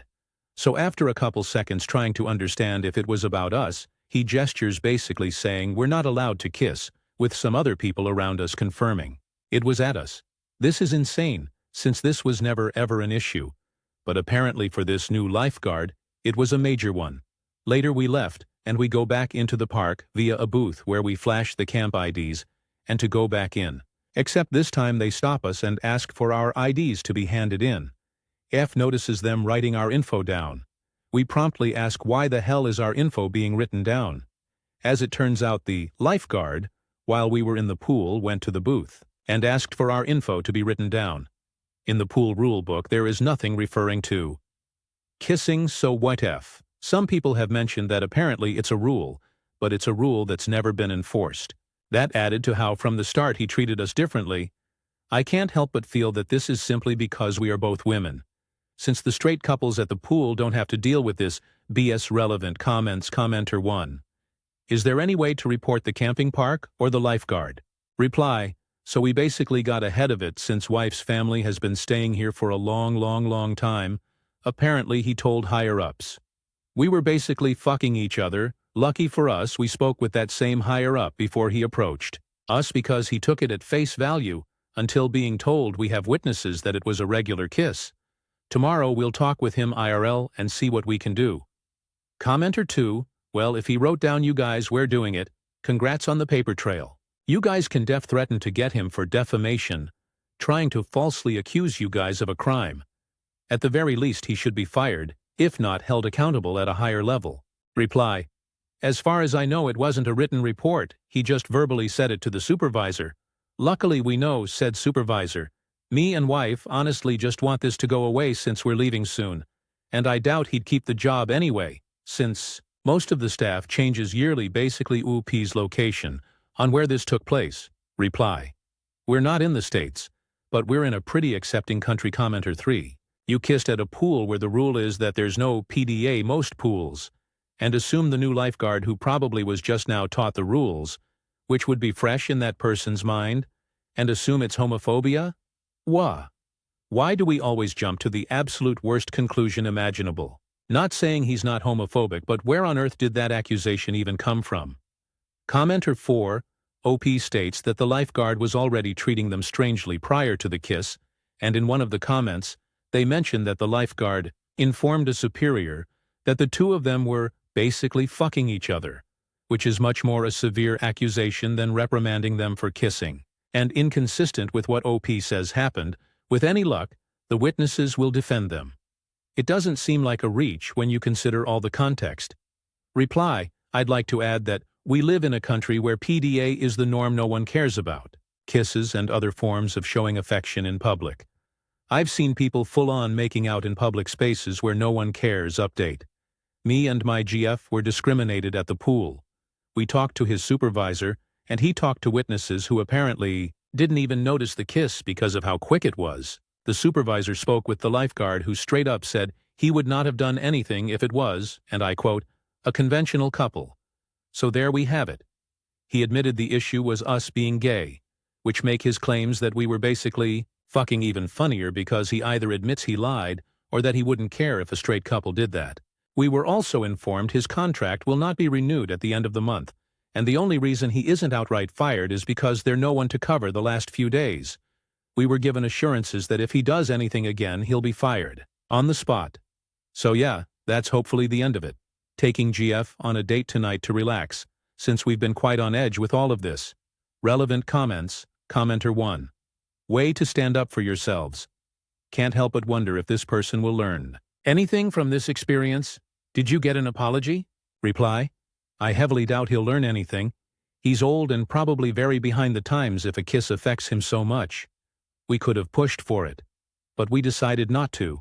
It's not like he'd mean it, and we just want to let it go. Besides, going to the pool and being ourselves will probably annoy him more than a forced apology ever could. Commenter 2. Hun, you have an open and shut discrimination case, depending on where this happened, given the language they used, if you have the spoons to pursue it. Reply, my country is the opposite of how the US is with taking stuff to court. It's extremely slow, costly, and nothing ever really comes of it. While what he did is very much illegal, and I'm pretty sure unconstitutional, it simply isn't worth it, considering how small it is. Commenter 3, I have an open discrimination case. It's not going through the court system though. It's a process through the city's Office of Civil Rights. It's worth exploring. As you may be overlooking something, it's better to try and not hear anything rather than do nothing. Commenter 4. I know it. Seems like that. But if I'm right, OP is from Portugal, and as someone else who is Portuguese, it's honestly not worth it. The case, if they even take it up, will be dragged, and by the end of it, nothing will happen. Most likely, it's not worth the time and money. Reply, I am indeed. Only Portuguese people truly understand the pain of dealing with our justice system. Commenter 5. A conventional couple. Yeah, he can fuck right. Off with that shit. Oh noes. Two ladies are doing the same thing that millions upon millions of straight couples do. The fucking horror. Stories number 7. My younger sister made fake social media profiles using pictures of my daughter, and now I've cut her off completely. I'm not even sure where to start because this feels like one of those nightmare situations you only read about in cautionary Reddit threads. I never thought I'd be the one writing one, but here we are. I'm 27F. I've been married to my husband 30M for 5 years, and we have a 3-year-old daughter. We're very private people. We don't post pictures of our kid online. We don't even have public accounts. If anyone ever sees a picture of my daughter, it's because I physically texted it to them. That's how much I guard her privacy. Now I have a younger sister, 18F. She's the baby of the family and, well, let's just say she's been treated that way her entire life. She's loud, dramatic, and thrives on attention. And when she doesn't get it, she manufactures chaos to drag the spotlight back onto her. It's been like that since we were kids. When I got engaged, she suddenly collapsed at my engagement dinner and had to be taken to urgent care. Nothing wrong. When I announced my pregnancy, she mysteriously posted about her scary medical journey. And when my water broke at 33 weeks and I was rushed to the hospital terrified out of my mind, she texted the family group chat, saying she was in the ER with chest pains. Turns out she just had too much caffeine. That was the pattern. Anything big in my life, she had to one-up it. It became such a joke that even my other siblings would roll their eyes. Over the last 3 years, I've slowly distanced myself from her. Fewer calls, fewer texts, almost no one-on-one hangouts. I thought that was enough. Nothing prepared me for what I discovered last week. The Instagram account, it was a random Monday night I was scrolling Instagram when I got one of those people you may know suggestions. The username was almost identical to hers, just spelled a little differently, like if Katie became Kate. It wasn't a common name either, so I clicked out of curiosity. The profile picture looked familiar, but not in the way you'd think. It was my daughter. I froze. Then I scrolled down, and my stomach dropped. The entire page, dozens of photos, was my daughter. Every single one. Pictures I'd sent in the family group chat. Pictures of her in her little watermelon onesie. Pictures of her blowing bubbles in the backyard. Even our hospital photo the day she was born, except she had cropped me out, and the captions. God stuff like, my everything, girl mom, look at her in her new outfit, I love you so much. She was pretending my child was her own. I slammed my phone down and ran to my husband, shaking. He scrolled through silently, then looked at me and said, "We're calling your dad right now." Meanwhile, I was in the bathroom dry heaving because my brain went straight to worst-case scenarios. Kidnappings, stalkers, creeps following. That page my dad answered and, to his credit, immediately told her to take the account down. Within 30 minutes it was gone, but that didn't put out the fire in my chest, because if she had one account, what if she had more? What if she'd already shared my daughter's pictures elsewhere? What if some random man had been saving them? The fallout, I texted my sister, shaking, furious, and terrified, and told her, "We are done. You will never see me, my husband, or my daughter again. You will never step foot in our home. You are blocked, and you are dead to me." I changed every single password we had on shared streaming services, deleted her from Find My Friends, and even added a camera to our front porch. My anxiety was in overdrive. My brain kept going to wild places like, what if she shows up in the night and tries to take my daughter? My husband, who is usually the calm one, was so angry he was pacing. He wanted to call the police right then and file a report. I told him I wanted to at least talk to my therapist first, which I did. She said my paranoia was understandable, given the violation, but that I needed to slow down and make decisions from a calmer place. My sister never apologized to me. Not once. She told my dad she was just going through something and that she thought it was harmless. She's 18. She knows how the internet works. She knows what she was doing. My dad's stance. Here's where things get messy. My dad keeps asking me to reconsider. Not to forgive her exactly, but to keep the peace. His solution? Just see her on holidays. Don't put her in group chats, don't let her babysit, just tolerate her. He keeps repeating, she learned her lesson. The page is gone. Don't burn the bridge completely. But I can't shake it. I don't want her near me, let alone my child. I don't want her touching my daughter's hair at Thanksgiving, or trying to take selfies with her. I don't want to sit across the table from someone who stole my identity as a mother and thought it was some cute role play. And the worst part? My dad keeps calling me harsh. He says I'm overreacting because nothing happened. But something did happen. A boundary was shattered. My private child was made public without my consent. And my sister doesn't even feel bad. She feels inconvenienced. Where I'm at now, it's been a week, and I still can't eat properly. I wake up nauseous and check Instagram like it's a crime scene, terrified of seeing another account pop up. My therapist has me journaling to calm my brain, but the rage is still there under my skin. I know my sister thrives on attention, and I know me cutting her off gives her a new victim story. She'll spin this as me being dramatic, me being controlling, me being jealous. I don't even care because at the end of the day, I don't owe her access to my child. And I sure as hell don't owe her my silence, but I still hear my dad's voice in my head, begging me to keep the bridge standing, even if it's rotting, even if it's unsafe. So here's my question. Am I wrong for lighting that bridge on fire? For saying, once and for all, that my sister will never be part of my daughter's life? And am I wrong for still considering filing a police report, even though the account is gone now? Because right now, my gut tells me protecting my daughter is worth whatever fallout comes next. Update. Cutting off my younger sister after she made fake mom accounts with pictures of my daughter. It's been a few months since I originally posted, and I wanted to come back with an update. A lot has happened, and honestly, I feel like I've aged 10 years in the process. When I first wrote that post, I was still shaking, not eating properly, and jumping every time my phone buzzed. I was in that raw stage where the betrayal feels fresh and you don't know which way is up. Now that some time has passed, I feel a little steadier, but the situation has only gotten more complicated. The immediate aftermath. After I blocked my sister on everything, my dad wouldn't let up. He kept calling, saying things like, "She's young, she's stupid, she made a mistake. Don't punish her forever." It wasn't just one or two calls. It was daily, sometimes multiple times a day. At one point he left a 6-minute voicemail where he cried and told me I was shattering the family by being so harsh. Meanwhile, my husband had already started gathering documentation, screenshots of the Instagram page, texts from my dad admitting he told her to take it down. He even scheduled a consultation with a lawyer who specializes in online harassment. He was dead serious about pressing charges, and honestly, I think the only reason we haven't yet is because I begged him to hold off therapy and clarity. My therapist was a lifesaver during this time.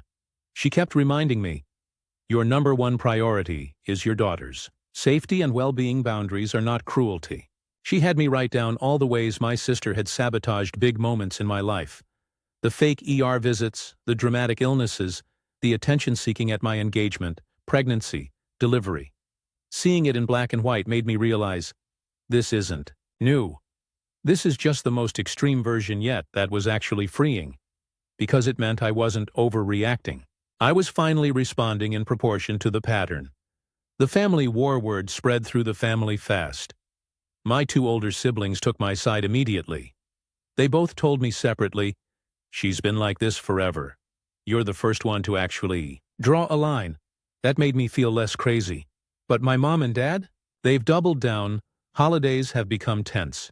We skipped Thanksgiving altogether because I refused to be in the same room as my sister, and my parents refused to exclude her. My mom sent me a scathing email afterward saying I was tearing the family apart. For Christmas, my parents tried to compromise by suggesting we do separate gatherings, one with them and my sister, one without. I told them flat out, "I'm not scheduling my daughter's childhood around someone who violated us. You either respect my boundary, or you see us less." They did not like that. But for the first time I didn't cave. My sister's behavior since, here's the part that still makes me want to scream. My sister has shown zero real remorse. None. She never apologized to me directly. She never reached out, which is good since she's blocked. Instead, she apparently told my parents and some cousins that I'm jealous of her social media presence and that I blew it out of proportion because I don't like anyone else getting attention. Meanwhile, a friend of mine did some digging and found another account, not as blatant but still weird.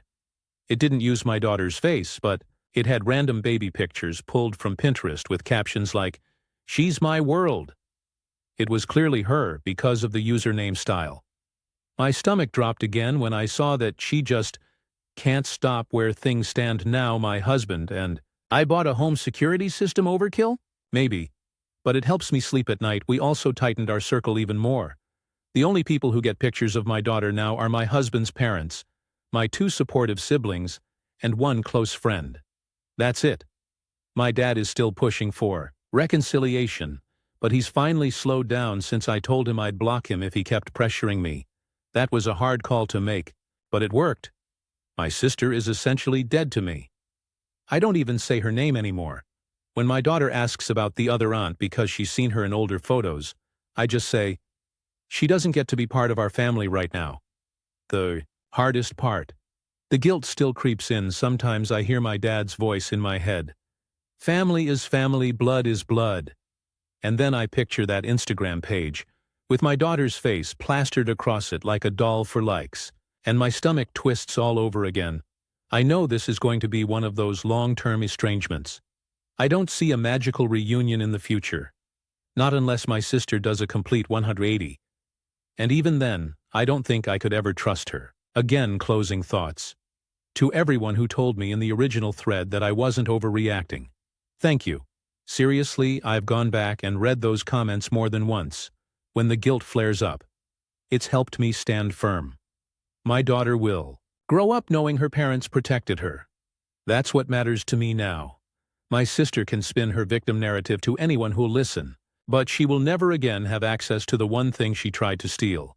My role as my daughter's mom. Final update. Cutting ties with my younger sister. It's been over a year since I posted about my younger sister, and the Instagram accounts. I've hesitated to write this final update because, honestly, it's been exhausting just living it. But I think it's important to close the chapter here, how things evolved. After I blocked my sister and tightened our online presence, things didn't immediately calm down. She kept trying to slip in through my dad and my mom, who even now occasionally check in to see if maybe we can give her another chance.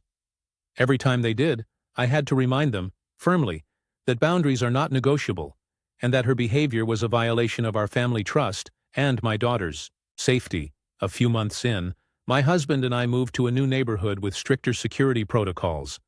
No uninvited guests. No chance for her to sneak in or access any information. I even changed our phone numbers and emails. It felt extreme, but honestly, it was necessary for my peace of mind. My sister's attempts at contact. She didn't give up immediately. Over the course of the year, my dad intercepted several messages from her. Some were apologies she sent to him, claiming she understood boundaries and made a mistake. Others were passive-aggressive posts on social media, clearly aimed at me. I never responded. I didn't block my dad or mom, even though I considered it at times, but I made it crystal clear. Any attempt to contact us through them would not be tolerated. My therapist helped me develop strategies to deal with the anxiety this caused. The family fallout.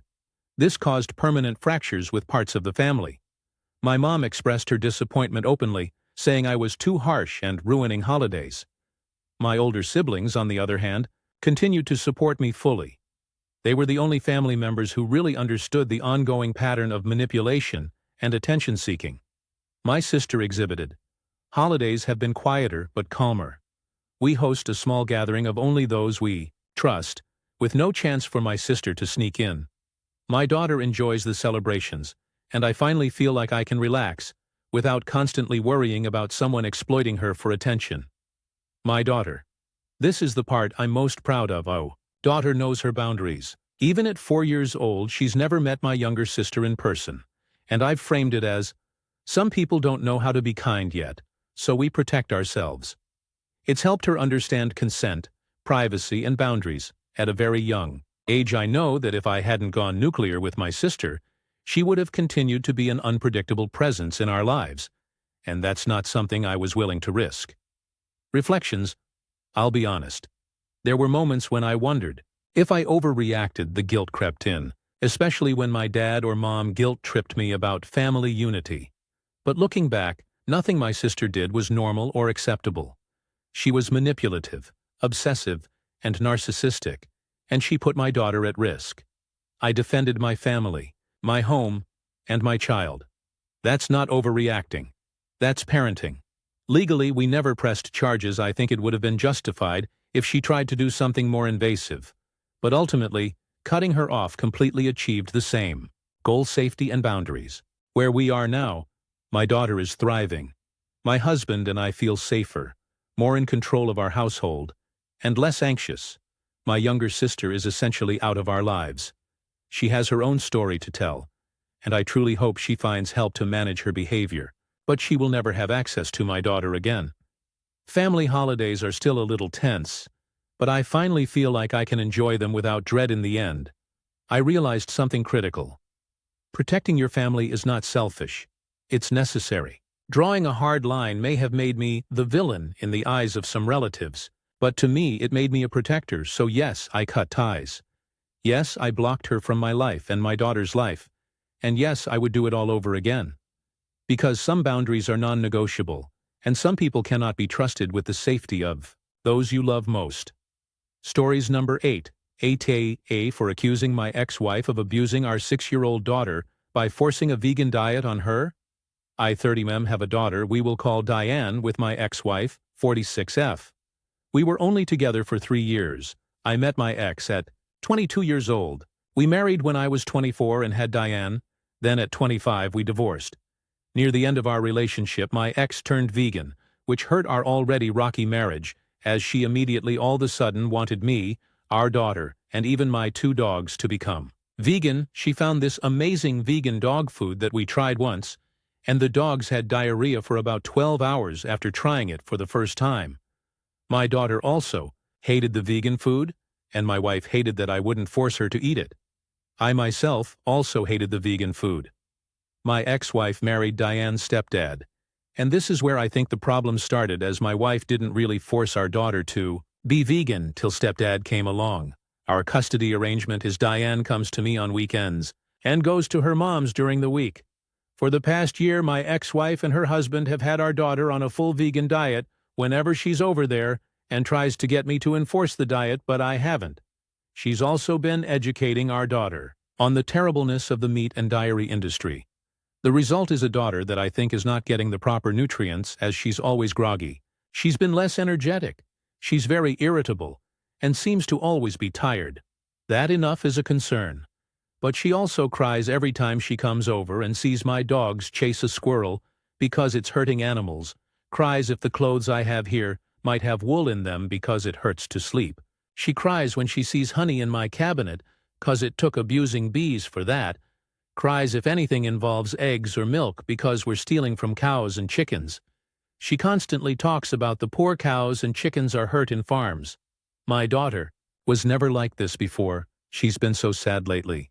Won't even color with goddamn crayons 'cause it took hurting animals to get those. And it breaks my heart. I own 11 hens. Diane used to love helping with these hens, like collecting their eggs, and named all of them. But now she cries and begs me not to hurt chickens and stop stealing their babies. I don't use my chickens for meat, only eggs, and I don't have rooster yet to fertilize the eggs. Yet my ex-wife seems to have her convinced I am a horrible animal abuser, and my chickens are suffering every day. I take damn good care of those chickens, for anyone wondering. All this stuff didn't happen overnight. It's been more gradual and has gotten extreme lately. My daughter used to be such a happy girl and healthy girl, but now I feel her health has gone down, and she seems so sad all the time. I didn't quite know what to do, and I still don't. But I decided to chat with my ex-wife about around a week or two ago, when I showed up at her house on Friday to grab Diane and take her to my house. I asked to talk. The conversation went something like, I asked her about what she teaches Diane about veganism. My ex-wife said she explained to Diane how bad hurting animals is, and all the things that go on inside farms. I asked her if she's telling Diane I am an animal abuser, and said basically, if she comes to the natural conclusion based on the truth. And then I asked if her's been monitoring our daughter's health, and she said it isn't my concern, and the diet is healthy. It is totally my concern. And from there I got angry, and it turned into an argument where I said my wife was abusing Diane by forcing this diet on her. My ex-wife did not like this, and she started screaming at me, and in a moment I am not proud of. I screamed back. Luckily, Diane was still inside the house getting ready to go. The argument stopped when she came outside and I left. My wife has now involved my family, who I am low contact with. Long history there. I dated a guy in my teens. They didn't like that. Divorced my wife, and they also didn't like that. And now my family is telling me not to be so cruel to the mother of my child. I do not feel I was cruel. I feel I was honest. My daughter literally seems depressed. I am not proud for yelling at my ex-wife, but I also feel I was justified in my anger at her. I don't care what my wife does. I care how it affects Diane. I don't have many people to talk to, and I am feeling a bit guilty after all of that. I shouldn't have screamed, and I have never really addressed this stuff properly with Diane Ata. Stories number 9. My fish is missing, and my parents immediately went nuclear. This past Labor Day weekend, my husband and I went to Georgia for an event. Together, we have a small zoo in our house, so we got my parents to watch the menagerie. What is most relevant here is that one of my cats is super shy, and that I own an aquarium. Earlier in the trip, my parents tell me that they cannot find my shy cat. No big deal. He's great at hiding and doesn't like anyone except me and my husband. I've told them this before and remind them of this. Other than this one issue, they don't mention any concerns. Fast forward to when I come home, and I don't manage to find all of my aquarium fish. I'm not super worried about this because the ones I am missing are super stealthy, and I regularly lose to their Hiding spots. 2 days go by and I've found everyone at this point except one rainbow shark. At this point I get worried, and so this morning I flip all the decor over and hand search. There is no possible place for him to be in this aquarium. I've checked the filters and all the tubing. So today I called and asked them if they had seen anything happen. Fish are super delicate, so while I would have been sad, I wouldn't have been mad at all if anything had happened. I asked them once if anything had directly happened. And then I offered a few scenarios that could have happened. Cats stuck a paw in while they had the lid off, and preoccupied feeding the cats are super quick and hungry for novelty. Maybe the lid had been off while they were not directly looking at it, and the fish jumped out. Did the water seem visibly fouled at any point, as though another fish had eaten him, etc.? My mom said no to anything. My mom did then inform me that they found a dead rat in my house, and that they had put him in my kitchen trash can. I thought that they might have mistaken a cat toy for a real mouse until she sent me a photo. This is definitely weird as we have never had a mouse inside the house before. At this point I asked my mom if my dad had seen anything, and my dad comes on the phone, nuclear, screaming how he doesn't want to talk anymore about the fucking fish. Your fucking cat disappeared for 2 days. He kept on, but I didn't hear the rest. He wasn't missing but hiding in his cabinet, which is normal. At this point I told them they were being rude and hung up. Mind, the conversation had been civil-sounding prior to my dad. My mom has since messaged me calling me rude for acting like she was a liar. And I don't know what to do. The water levels are testing just fine, so I can't see at all how he could have eaten him without fouling the water via test. It's like he disappeared completely, which doesn't happen. And if it does, I need to figure out how it happened so I can prevent it from happening again. I've texted my mom off and on since then, and it's like she's being deliberately obtuse about me being concerned for the safety of the rest of the fish. TLDR. My fish is missing, and my pet sitter, DGIF. Stories number 10. My girlfriend wants to be on the deed to my house before we're even engaged, and I don't know what to do. 31M have been dating my girlfriend, let's call her Emily 30F, for just under a year now, 11 months to be exact. Things have been going really well. She's smart, funny, supportive, and we've both been talking seriously about the future. We had one of those big talks a few weeks ago about timelines. Marriage, moving in, kids someday. We agreed we'd try living together starting this coming January, and if all went well, engagement could be on the table by the end of next year. So far so good, right? Here's where it gets complicated. The house 3 years ago. I bought a small 2-bedroom condo in the city we live in. It's not huge, but it's mine. One bedroom is my office room, and the other is my main bedroom. The down payment was significant. About 35% of the total. I was only able to afford it because my parents, Robert and Linda, sold some old stocks they'd held since the 80s and gifted me and my siblings a chunk of money. My brother Michael invested his share. My sister Hannah put hers into retirement accounts. But I put mine into this condo along with my own savings. It's not just a place to live for me. It's my security. My parents' generosity, my own sacrifices, and years of work are literally built into the walls, the conversation. So during this talk about moving in together, Emily casually mentioned that once we get engaged, she expects to be added to the deed. I was honestly stunned. I asked her why, and she said, she doesn't want to be married but renting. She wants to feel secure in her future. She doesn't think it's fair that I'd own a house we both live in while she has no stake.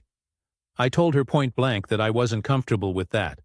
Not right now, not before marriage, and maybe not even then, unless we both contributed equally.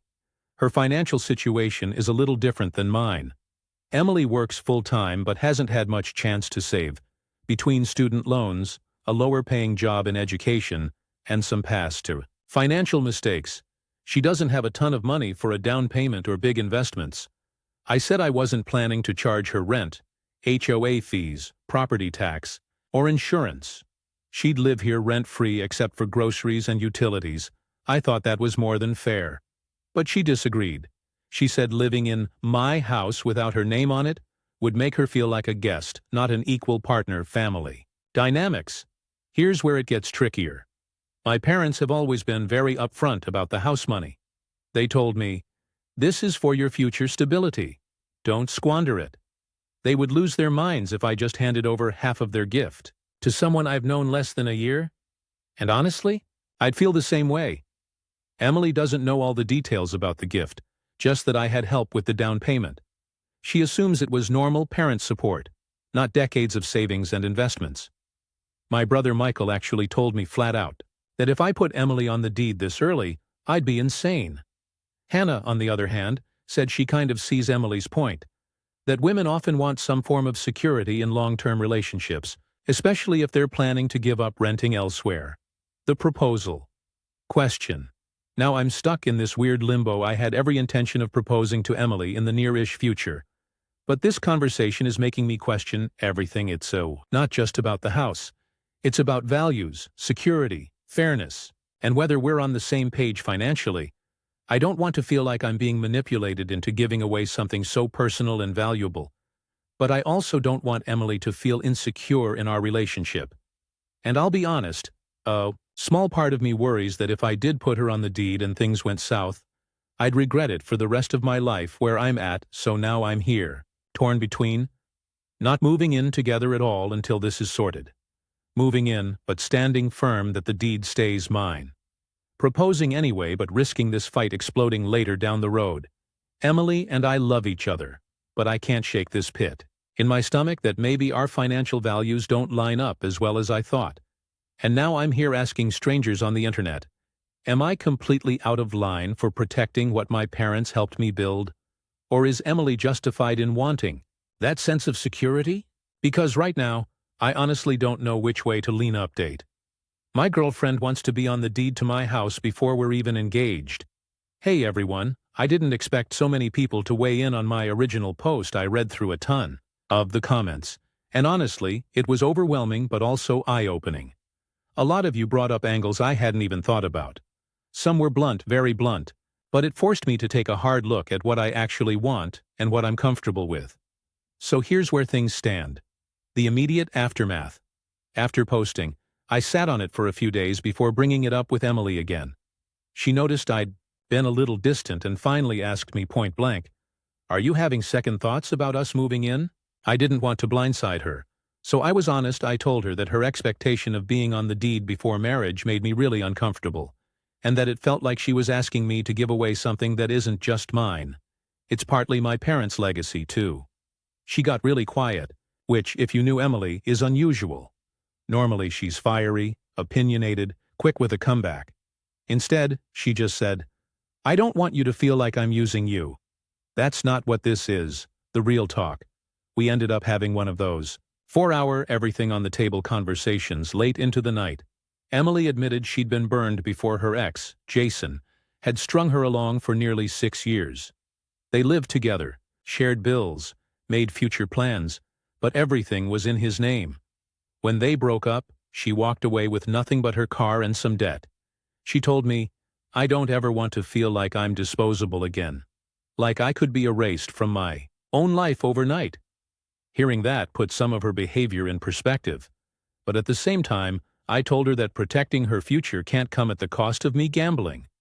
Mine the compromise. I suggested alternatives, cohabitation agreement, something legal that lays out what happens if we split while living together, joint savings account. We could start one for future us investments, whether that's a bigger house down the road or travel or emergencies, will us beneficiary planning. If she's worried about being left in the cold if something happened to me, I could name her as a beneficiary for certain things once we're engaged. She didn't love these ideas at first. She said it felt like I was planning for failure. I countered that I wasn't. I was planning for fairness and transparency. Eventually, she agreed to think about it. Family fallout. I also looped in my parents because I knew this would eventually become a bigger family issue. My mom, Linda, was furious when I even floated the idea of putting Emily on the deed. She said, "That house isn't just a building. It's 30 years of me and your dad living below our means, so you kids could have a safety net. Don't throw that away for someone who hasn't even been around a year, my dad." Robert was quieter but asked a simple question. "Would you feel the same if the roles were reversed and it was her house?" That stuck with me. Honestly, if Emily had bought her place with family money and asked me to get on the deed this early, I'd probably feel weird about it too. Where things stand now. It's been about a month since my original post, and what's happened? Emily and I decided she will move in this January. But the deed issue is off the table for now. We're drafting a cohabitation agreement with a lawyer next week. That way, she knows she won't be left high and dry, and I know my house isn't suddenly at risk. We agreed to open a joint savings account. Once she moves in, where we'll both put in a set amount each month. It'll be for us. Future house, wedding fund, whatever. Is she thrilled with this arrangement? Not exactly. She still wishes she was on the deed, but she's accepted that it's not happening right now. I think she also realized how much strain her request put on me. My honest feelings, I'll be real. This whole situation rattled me. It made me question whether Emily and I are truly aligned on long-term financial values. But it also gave me insight into why she was pushing so hard.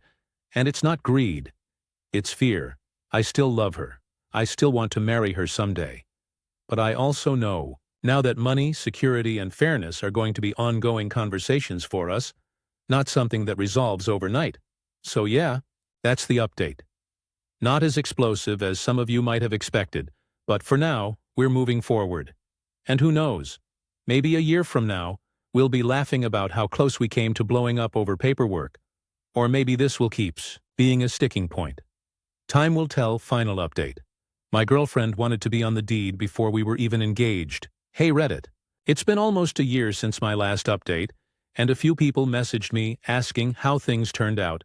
I figured I'd circle back and give the final chapter because this one definitely reached a conclusion. Moving in. Emily did move in with me. Back in January, just like we'd planned. The first couple of months were an adjustment. Not terrible, but rocky. We had different routines, different cleaning standards, and of course, the ever-present elephant in the room. The house. Even though we had agreed she wouldn't be on the deed, I could feel her resentment, simmering sometimes like she'd make comments when paying utilities.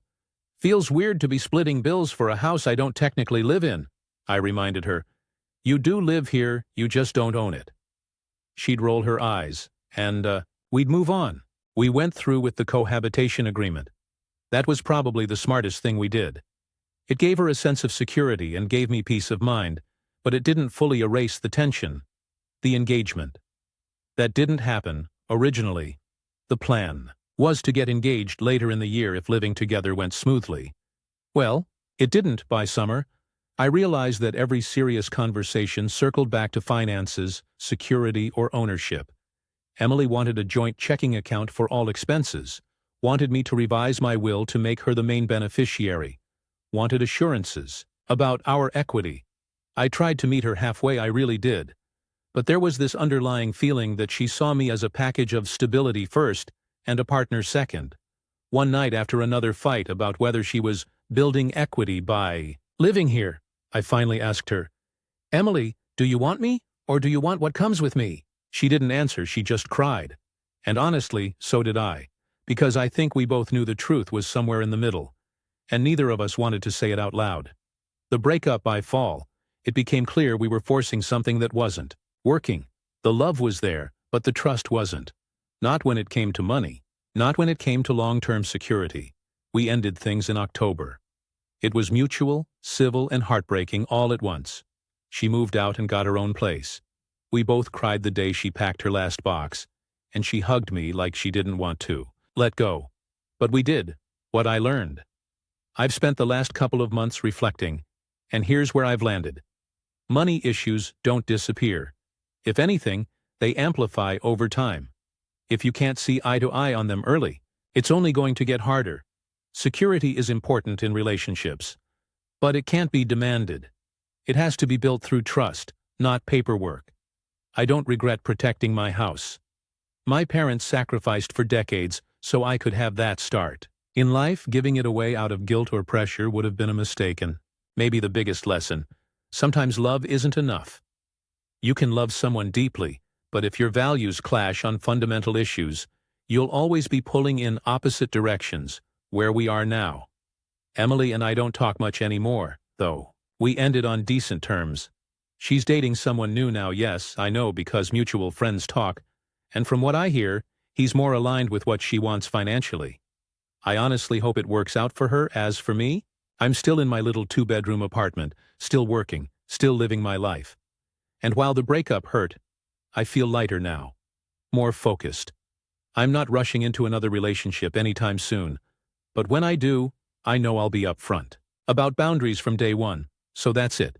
The final update.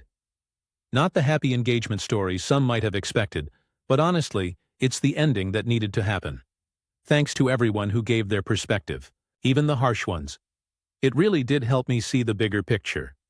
Stories, number 11. My 27M fiancé 29F has been unemployed for 15 months. How long is too long, and is it worth throwing away a 10-year relationship? My 27M fiancé 29F hasn't been able to get a job since she graduated with her PhD 15 months ago. Our wedding is at the end of the year, and I'm scared of getting stuck in a marriage where I'm the main breadwinner, and she stays at home a little. Background. We've been together since high school, went to the same university, similar programs, etc. I chose to master out, but she went for the full PhD. I got a job so I support us while she wrapped up school. I never felt any hesitation. This was an investment in us and our future, and I thought that she would eventually get a much better job than me because of her good education. Well, that's not what has happened. She finished 15 months ago and since then has been unemployed. I know she's been looking for work, but after 15 months, she's had less than 5 interviews. She does some pet sitting on the side to get her out of the house, but most of her day is spent on TikTok. I was pretty disappointed that she didn't start job hunting until after finishing school. She often said she felt overwhelmed and just wanted to get through the program and worry about what came next later. I didn't push too hard at the time because prepping for a dissertation defense and all that is definitely stressful. But I was concerned. I told myself if she didn't have a job after a year out of school, I would have to move on. Well, it's been 15 months, and I haven't left. She had some mental health challenges in undergrad, but with therapy and medication she's been stable for years. However, this prevented her from doing internships and other extracurricular, that I know, help you get a first job. So I think that's probably come back around to hurt her here. I'm now almost 5 years into a professional career, and I'm starting to make a lot more than I used to. I bought a condo earlier this year, which I'm very proud of.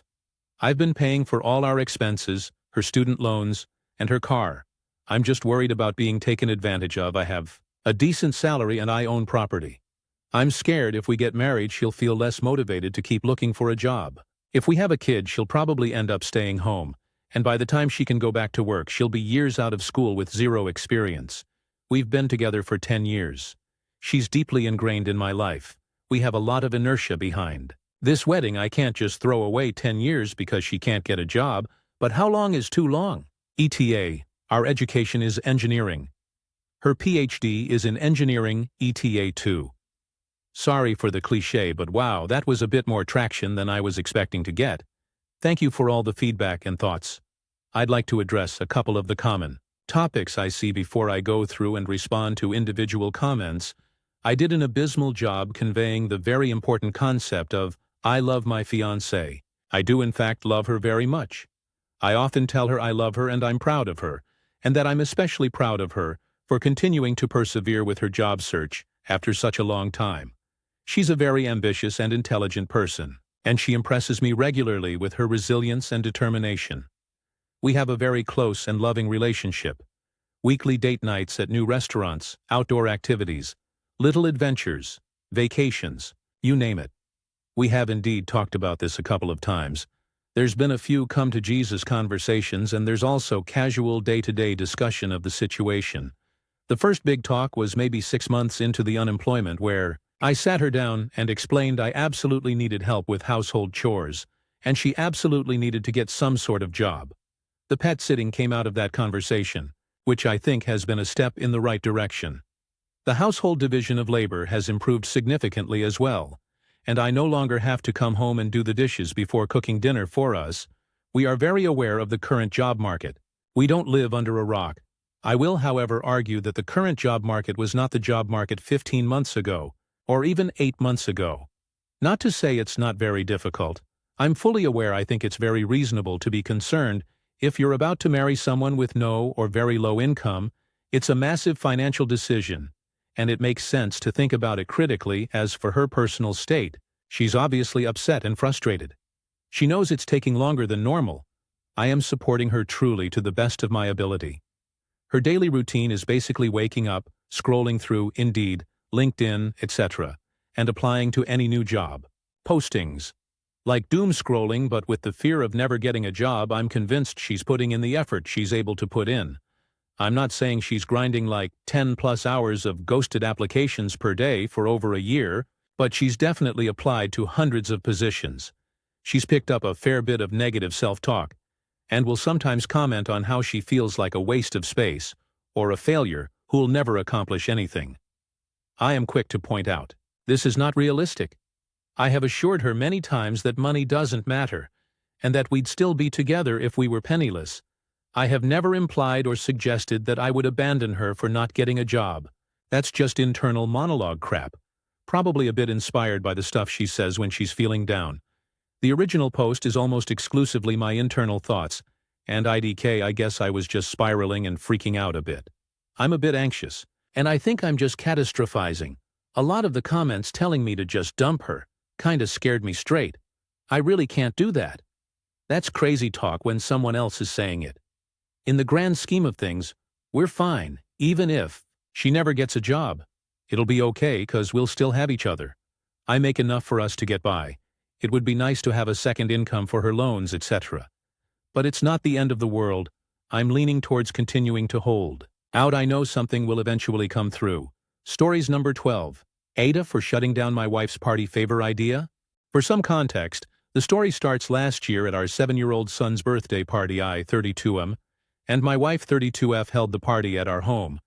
We decided to leave the bulk of the planning to my wife, as she loves this kind of thing and wanted to take the reins. I had no reason to doubt any of her plans, as she did a great job with our past parties. I handled invites, food orders, and anything else she needed me to do. To her credit, she did a great job with the party itself. Everything ran smoothly and the kids had a great time, until she brought out the party favors that she had kept a surprise from me. They came out when our friend had to leave with her daughter right after the cake. Before she could, my wife went into the back room and came out with a bag, the biggest grin on her face. What was inside the bag, you ask? A small tetra fish from the pet store, to be given as a party favor. My friend was flabbergasted. Her daughter's face beamed with excitement at the sight of her new pet. "Mommy, I've always wanted a fish." My friend was at a loss for words, only glaring at me. She declined the fish, walking out of the party while her daughter clung to her, throwing a tantrum about turning down her new pet. Obviously, the chaos caused a scene, as all the children now knew about the fish. Every single parent in the room was pissed, glaring, muttering, the whole works. What are we going to tell our kids? Great, now I have to get a fish tank. Most parents obliged and reluctantly accepted the fish. The whole time, my wife was elated at the sight of the happy children, oblivious to how their parents reacted. We ended up having to take a few fish home that had been turned down, meaning we also had to buy a tank. My wife couldn't understand why anyone would pass up a wonderful 50-cent fish. She grabbed this morning from PetSmart fast forward to now, 1 year later. It's a month away from my son's 8th birthday party, and my wife broached the topic of party favors. She exclaimed that we should hand out fish again. The kids loved it. It was a hit last year. I do not want to go through this again. Several of my friends who were at the party complained about having to take care of these fish, being put in a situation where they felt pressured to accept the gift to avoid upsetting their child. They had never received such a ridiculous party favor, and they wouldn't be attending if this was the case again. Not to mention, this feels horribly abusive to the fish who now have owners who don't want them. My wife brushed all of this off, saying that the parents were being selfish for not thinking about what makes the kids happy. She apparently didn't notice anyone upset at the party, only focusing on how the kids felt. She's calling me controlling, saying she doesn't even want to plan the party if she can't have this her way. All of her small group church friends agree with her. I don't want to upset my friends by putting them in an unfair situation, but I don't want to upset my wife. because she truly does enjoy putting these events together. So Reddit AITA for telling my wife not to buy party favor fish. Update 2. AITA for shutting down my wife's party favor idea. Reddit. It's me, the guy with the wife who gave out fish as party favors. I'm back, and I wanted to update you guys again on how things are going, both because I've seen some eagerness for updates and because this has become a great place for me to vent TLDR. My wife gave out fish as party favors at my son's birthday party, got mad at me when I refused to let her do it again, had me plan the whole party, which I'm very proud of and think I did a great job, and now I'm questioning my whole marriage after her behavior. To make a long story short, we've decided to get divorced. To make a short story long, here's how we got here. I took a lot of your comments to heart about divorce and abuse. I've taken a lot of immaturity from my wife over the years, but I told myself I was in the wrong. It's easy to see from the outside that I was in a bad situation, but when you're in it, you don't realize how tough everything gets because it becomes your normal. The fish story was just a tipping point. We went on vacation a couple weeks ago. We traveled down to Georgia to stay with my wife's parents. To put some perspective on how I've been manipulated throughout this marriage, my in-laws agree with their daughter on just about every disagreement we've had. They once sat me down and lectured me about how I'm not making enough money to support their daughter, that she shouldn't have to work, and that I'm not a good enough man or husband because I don't take her to Disneyland every year. They're very much ingrained in the church culture, hence why my wife relies on her church friends for literally every bit of advice during our trip. We all went to Cracker Barrel. The whole time my MIL and Phil didn't talk once to each other. They stared at their phones or at their menus. Everything just felt so cold and uncomfortable. They weren't in love. They seemed just annoyed to be around each other. And it hit me. That's my wife and I exactly. And that's how it's going to be for the rest of our lives. It's not going to get better. I excused myself to the bathroom and cried. It wasn't about the fish or her wearing a swimsuit to a wedding. I wasn't happy. I was being gaslit constantly, blamed for everything, and was stuck in an emotionally abusive marriage with a childish wife who won't take no for an answer and wants everything her way, or else I'm apparently a horrible monster. I told my wife later that evening that I wasn't happy with our marriage. Maybe I shouldn't have started this conversation on vacation, but I just needed to get everything off my chest. She admitted she wasn't happy either, but just kept telling me that we should try to make things better. That we needed to stay together for our son. When I asked her what we can do to make things better, she said, "I don't know, I don't want to talk about this right now." We left it at that and went to bed. We really weren't getting anywhere. We didn't say a word about it for the rest of the trip. We spent a lot of time apart. I took my son for walks and hikes that my wife didn't want to go on. We all watched movies together, trying to keep the happy act up to avoid ruining the trip for our son. It sucked, but I do think he had a good time regardless of everything. A couple days after we got home from the trip, I got a call from my mom. She was in tears on the other end, asking about my marriage and what was happening between us. Apparently, my wife had called my mom to vent about how terrible of a partner I was, about how I demanded we have sex. Not true. Our intimacy in general was extremely lacking, and she shut down any attempt without negotiation or conversation. I never demanded anything. How I don't make enough to allow her to be a stay-at-home mom. She hates cooking and cleaning. I'm not even sure what she would do all day as a stay-at-home mom. And again, about how controlling I was, I tried reassuring my mom as best as I could. And she said she understood that I had good reasons for how I was behaving in our marriage, but that essentially fractured my relationship between my wife and my mom, and pushed the end of our marriage. I confronted my wife.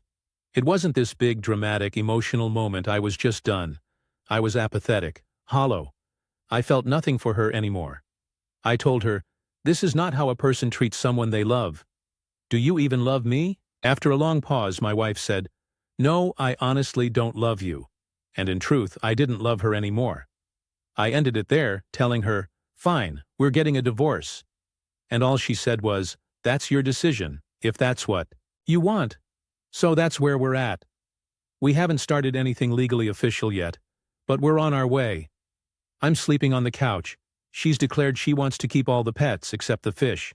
Of course, my son is taking it well. We told him together, And all he said was, "It's okay." I knew it was going to happen soon. He's so incredibly smart and mature at 8 years old, and I'm really grateful he understands. We reassured him that we both love him dearly, and that even though this is a big change, we're all going to do everything we can to make this easy. As for her church, I found out all along she was sleeping with the pastor. Nah, I'm just kidding. For some backstory on our church experience, I used to be pretty religious and attended Church A with my wife. I started questioning my faith and told her how I was feeling. She got so angry, angrier than I've ever seen her. She tried to hit me, so I blocked her arm. My wife then screamed at me for putting my hands on her and tried to leave with our son. He was 4 at the time. I refused to let him go with her, and she stormed off on her own. My wife told all of our church friends how much of a monster I was for what I did, to the point where they started encouraging her to call the police on me. She never did. She just told me that's what they advised her to do. After that, I refused to go to that church, and later joined Church B, which my wife joined too. She wasn't motivated to go to Church A without me. We left Church B for a multitude of reasons: terrible leadership, money laundering, poor treatment of our son, and my wife insisted we go back to Church A. I tried, but everyone there treated me so coldly. Not once after the incident did any one of my friends from church ask how I was doing or if what they were told was true. I stopped going to church altogether, and she kept going. Now, they've all but excommunicated me, and I never plan to speak to any one of them again. I have a long road ahead of me, but I'm just grateful to be taking the steps I need to be happy and free from this marriage. Thank you, Reddit. In a way, I always knew something had to change, but seeing your replies helped validate everything I was feeling and made me feel a bit less crazy. Stories number 13. My 35F husband 36M admitted to cheating with his best friend 36M. I'm not mad, and I don't know why. Any advice would help. I 35F have been married to my husband for a bit under 10 years now. We have no children. Yesterday night, after dinner, my husband Jay broke down and admitted he's been sleeping with his childhood best friend Pete for, quote, a while now, longer than I want to say. It was the first time I have seen him cry in more than 2 years over something serious. Jay is the kind that cries over dogs dying in shows, but is stony silent at tragedy. However, I'm not mad. I'm not even sure I care. I do love my husband more than anything in the world, and I don't want to leave him. I can't move on. I can't stay like this, and I don't want to.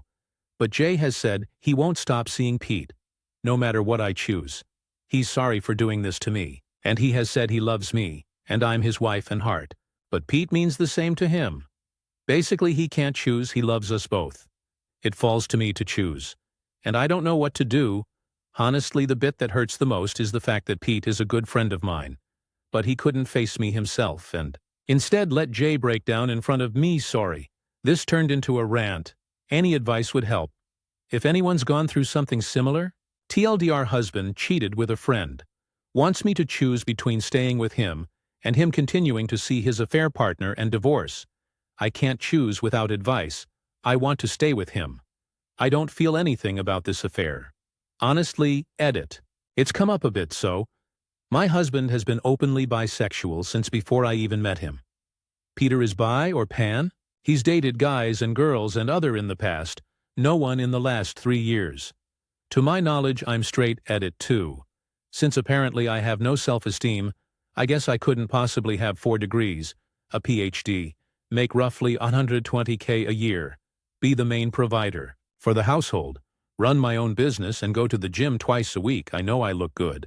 I actually have a rather large ego about myself. This honestly has nothing to do with self-esteem. I don't know where it reads that. I'm a poor little girl who got in over her head by a big strong man. But I can bench press Jay and wait. I know what I'm worth, and I know I want Jay. So relevant comments. Commenter 1, leave reply. I don't know if I should though. We're happy, we can still be happy. Throwing that away seems I don't know. Commenter 2. So you don't mind sharing your husband? How many nights a week will you get to be with him? Or will his friend be moving in with you? Reply, I don't know. He's managed to be with Pete enough in the time we currently have. I don't know how it would change if I stayed. Commenter 3. What I don't understand is, Why don't you want better for yourself? He told you he doesn't care if you stay or leave. But Pete? He stays, I think, because he cares about his relationship with Pete. How do you stay with someone who doesn't care? If you stay, he doesn't want to fight for this relationship. You yourself said you don't care that he cheated. You are financially independent. What's keeping you from just ending it and moving on? You say you love him, but if you did, wouldn't you care that he's cheated for years with a person you considered a friend?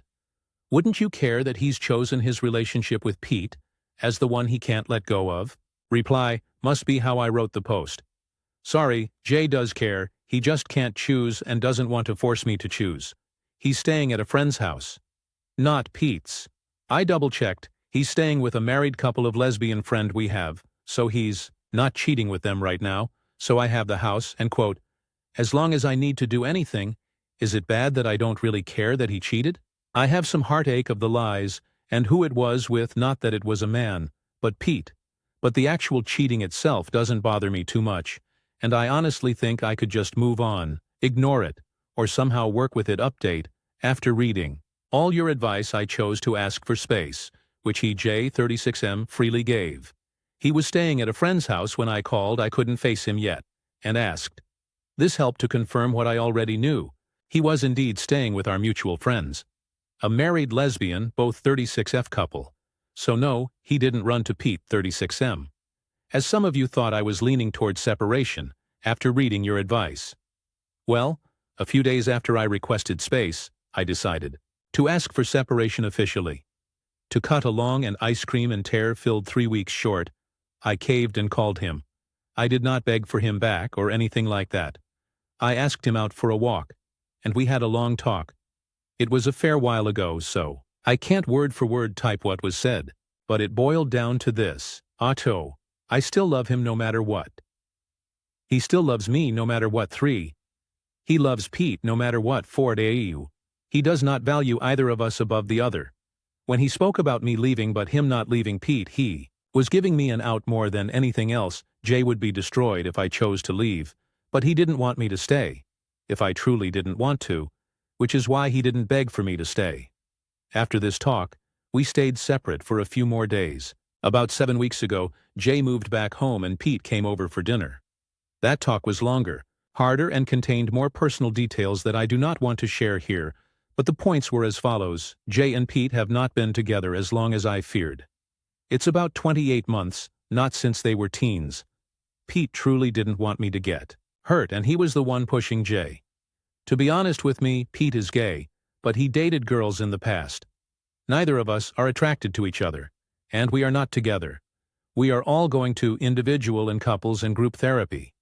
Couples are each of us, as me and Jay need to work out our marriage and emotions. Pete and Jay need to work out the secrecy and talk through their own relationship. And Pete and I want to work on working together. Something I should have mentioned, but didn't, due to the fact I knew how Reddit would react, is I am asexual. Am I not in any way sexually attracted to my husband or anyone for that matter? However, I choose to have sex with him as I know he enjoys it. I still have a libido, I just don't feel the need to have sex. When I have sex with Jay, rarely, once every 2-ish months, it isn't a chore, but more intimate cuddle. Jay knows this, and has known this our entire marriage. In fact, he was the one who helped me figure out I was asexual. If this is hard for you to understand, remember attraction. What's choices? Ace-phobes will be blocked with no reply. Honest questions can be answered. So yeah, that's my story. I can take further questions in the comments. TLDR. We separated, cried, got back together, are happy. I got a promotion, and we are all in therapy together. And individual relevant comments. Commenter 1. Sorry, I'm a bit confused. Are you guys a throuple minus the sex? Or did you get back together with Jay and accept he has sex with Pete? Also, does that mean you now don't have to have sex with Jay out of obligation anymore? Because he's getting his needs met by Pete? Reply, me and Pete are not together. Don't know if I will have sex with Jay again. It's something I'm working on in therapy.